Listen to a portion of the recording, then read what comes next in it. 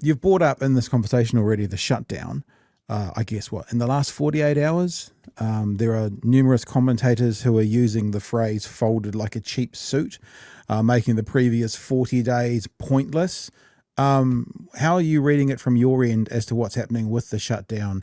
Especially because the Republicans have basically said, "Oh no, we'll have the conversation around taking their healthcare away after you pass it." Don't know why people have believed that. I mean, No. John Fetterman's obviously in there, but since his stroke, he seems to have become a Republican, certainly in position.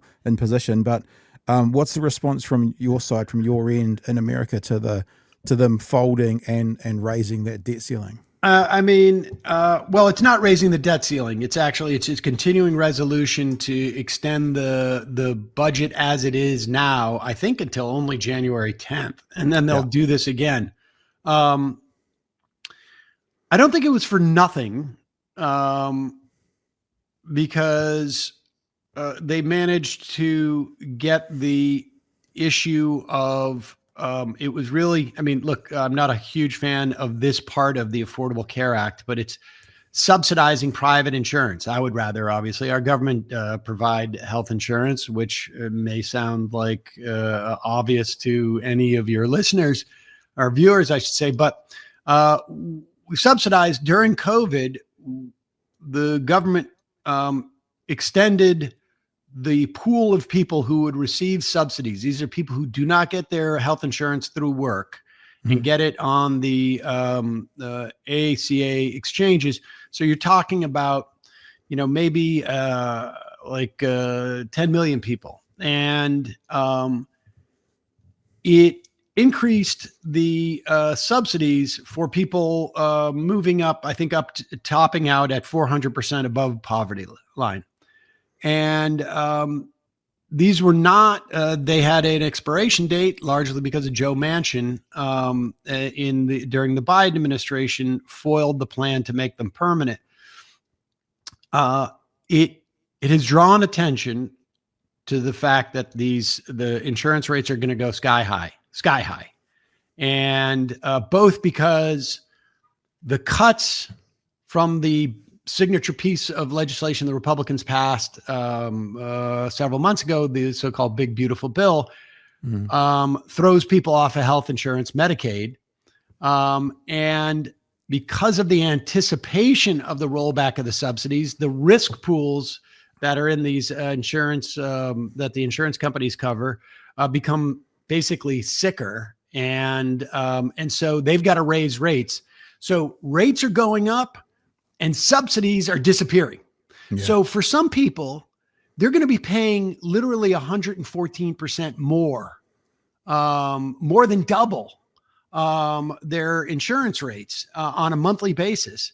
And it's quite clear now, at the very least, that this is going to be attributed to Republicans because of the shutdown. That's the only way that was communicated, in my opinion. The shutdown, so as a political matter, I think it was helpful. We'll see how helpful in a year from now. But in terms of a material matter, it was a complete waste. We're not going to get those subsidies increased at all.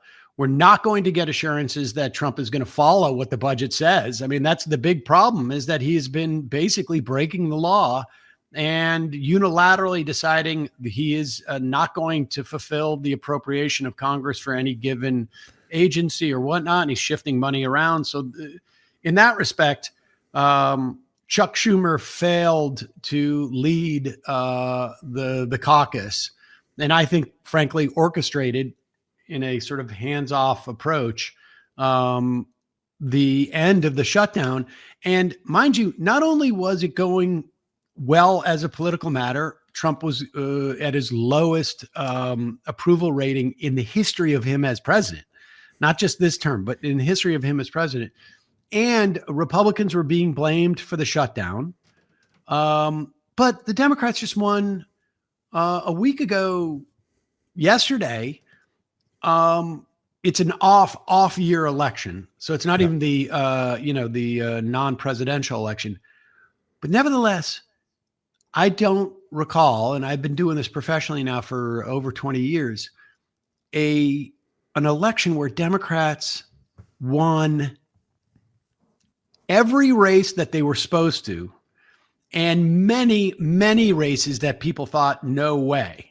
The Republicans literally won nothing short of like places where they were expected to win by 15 points.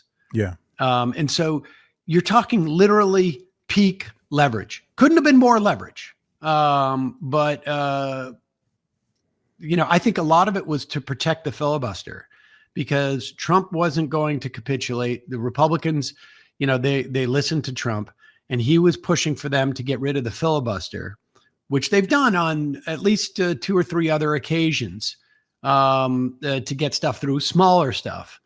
If they had gotten rid of the filibuster in this instance, Democrats would have been obligated to also ignore the filibuster.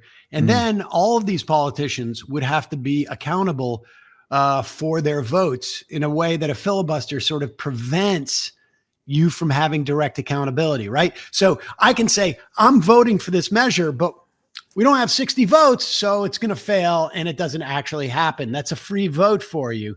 Without a filibuster, folks actually have to be accountable for how they're going to vote.